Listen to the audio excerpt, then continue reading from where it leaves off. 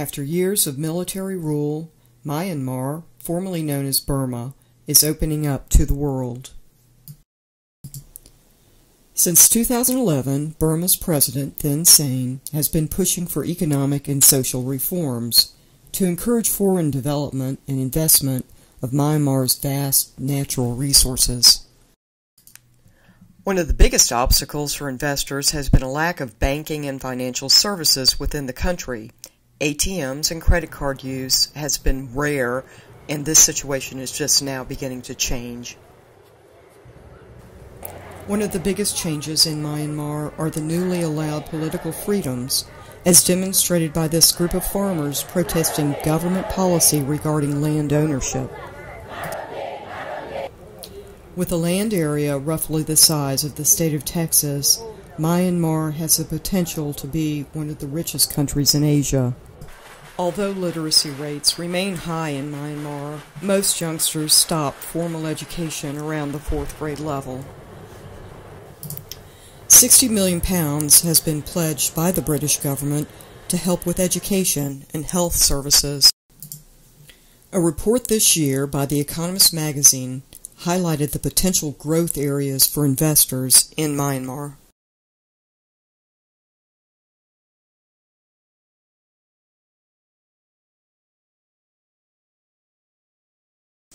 Some well-known American brands are already making commitments within the Myanmar market. They are Caterpillar, Coca-Cola, and the U.S. auto giant Ford.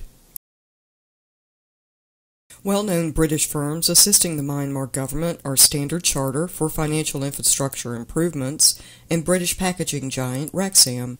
Others include the investment firm of Ashmore and the international law firm Allen & Overley. So, what opportunities exist for the British and Americans within Myanmar?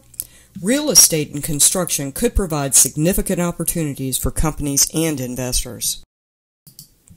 The first thing a visitor to the capital of Yangon realizes is the amount of redevelopment and new construction needed. There continues to be an acute shortage of hotel and office space and a growing need for retail space as well.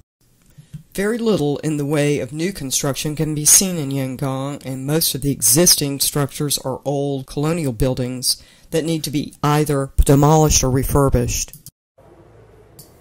An excellent example of colonial refurbishment can be seen here at the Strand Hotel, built in 1901 in downtown Yangon.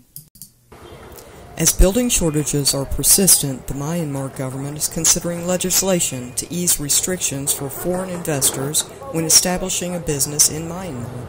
One is a possible easing of land ownership to allow outside firms to develop various areas of the country. The new legislation being proposed is an attempt to stop the skyrocketing leasing rates, especially in the hotel and office property sectors.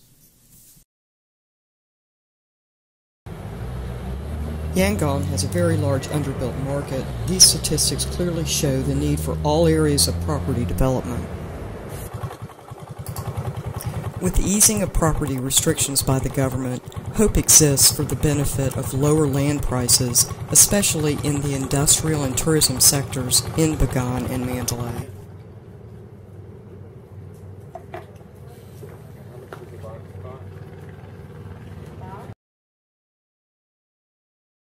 Not surprising, one of the biggest areas of growth for Myanmar is tourism.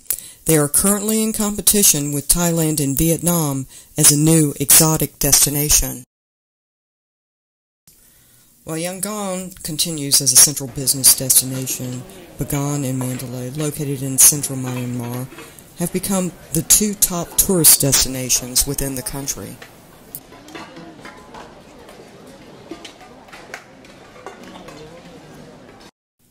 One area becoming very popular for visitors is the Inle Lake region near Bagan.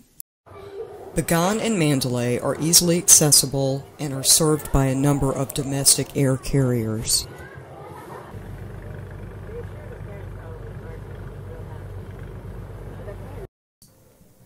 Myanmar's roadways in many areas are in need of repair, and the government has begun many roadwork projects.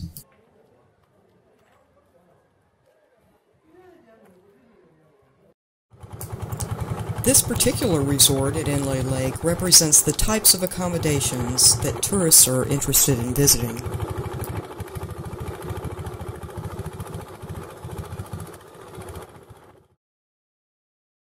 With its unique culture, landmarks, and strategic location, especially the abundance of natural resources, Myanmar has the potential of being one of the wealthiest countries, not just in Asia, but in the world.